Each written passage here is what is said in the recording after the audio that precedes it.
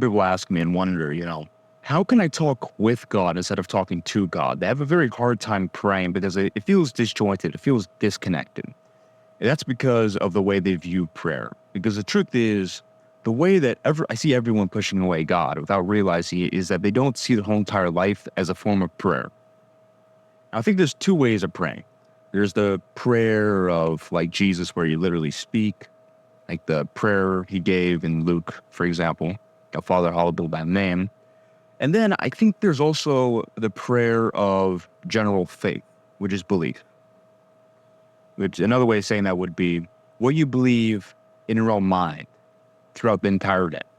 Because a lot of people have a really weird way of looking at the communication life with God. It's like, okay, well, let me go to my room and then I am going to put my hands together and now I'm talking to God. And I don't have a specific issue with doing that, but I have an issue with saying, okay, well, after the prayer, I'm not talking to God anymore. Now I'm like disconnected. Now it's over. Because that's kind of how it is when you talk to a regular human being, right? Because you walk up to a human, you talk, you leave, and you assume the conversation's over. But the difference between a human and God, well, one of the many differences is that God is everywhere at all times. A human can only be in one place at one time. I can't be here and over where you are, aside from this video transmission. So, number one way to start feeling like, okay, I'm actually with God, I'm not pushing him away. If you have this issue of prayer where you feel disconnected, see your whole life as a prayer through your faith and your belief. Faith and belief is another way you pray. Because Jesus talks specifically, if you just believe enough, you can move a mountain from here to here. And I see a lot of people talking about money, even women, muscles, all these different things. They talk like, oh, that's separate from my life with God. But is it really? Because, for example, when Jesus used the example of the mountain, you move a mountain from here to there. What does a mountain moving have to do with God directly? Not much.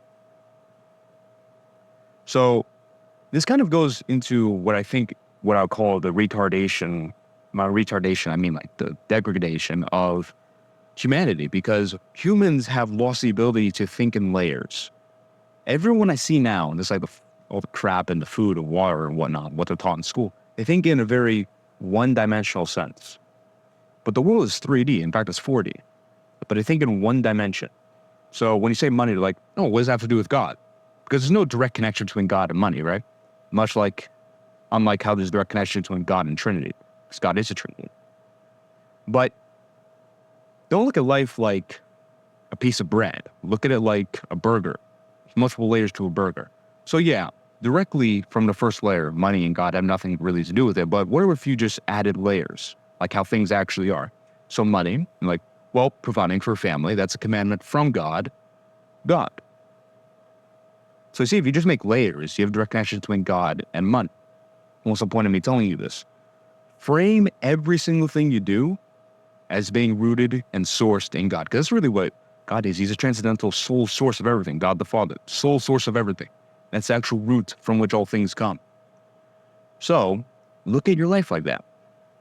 For example, when I make these videos, I don't look at it like, well, hey God, if I'm making this video, I'll talk to you later. It's like, no. Me making this video has everything to do with God. Because not only do I have the ability to make this video because of God, but also making this video because this is my contribution to the kingdom of God. And that's really the core message here. Whenever you feel in doubt, whenever you feel disconnected, think, am I contributing to the kingdom? Am I placing bricks down?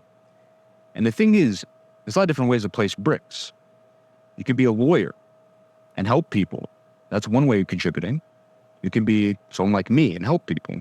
That's a way of contributing.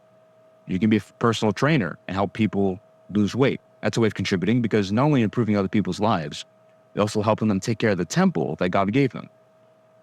And this also keeps you from doing the really bad habits. So there's certain things that you just can't connect to God. For example, watching Ava Adams' Mommy Milkers. You can't connect that to God because that's directly commanded against by God. Commanded against. I mean, very literally. You're not supposed to do that, right? So, if you're really going to feel connected with God, don't want to push him away. Just invite him into your life as a whole and root everything within God. And if you have a problem with that, and you probably just aren't living the life that you should be. That being said, there's a bunch of information that I like to reveal that I'm not allowed to on YouTube, but I can do it on my Discord in the free value section.